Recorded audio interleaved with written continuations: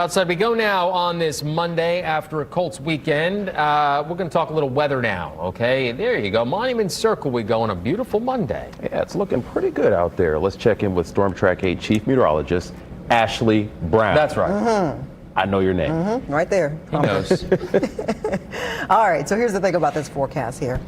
This weekend, I loved it. I really did. Yeah, it felt good. But it was very fall. Like, there were times that I said out loud, it's cold. Oh. Did you say that out loud a few times? A few times, but coming from you, that's surprising. Because I like fall, I know. Just not ready for it just yet. Yeah. What about you? I know you said it was cold. It was cold, yet I admittedly cranked up the heat in the car this morning on my way to the gym. I thought you were going to say the house, the car, acceptable.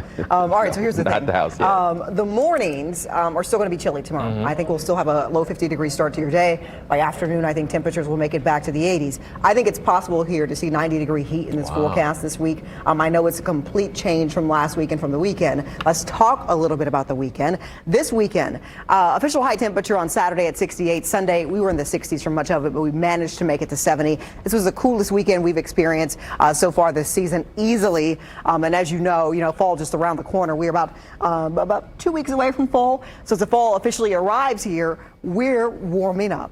79 today. So you can see we went from the upper 60s to right around 70 to 79. So big temperature change here today as we warm things up. 80 for you in South Bend. And this is just the start of a warming trend. This warming trend will take our temperatures all the way back to 90. So 79 right now feels like 79. So no problems there. The best news I can give you about this forecast, although we're warming up, and I said, the return of summer heat, we don't see the return of summer humidity. Even as temperatures warm this week, the humidity remains fairly low, so we're looking good there. Looking good tonight if you like a comfortable night, 70s falling to the 60s, winds remaining light, more of a southwest flow at times. Tomorrow, starting your day in the 50s. By noon, I'm expecting temperatures at 75 degrees. That's great, that's fantastic, but it doesn't end there. Although the south wind is of very little influence, we still managed to make it to around 86, mostly sunny and mainly dry. Now, rain is something that we need. Every time we get an update from the drought monitor, week by week, conditions, they don't look too great, but rain will come our way. See, this is Friday and Saturday. That's a pretty good chance of rain, right? It's isolated to scattered, but we just need any kind of rain. It doesn't matter how it comes for us, and how it comes is an unusual way.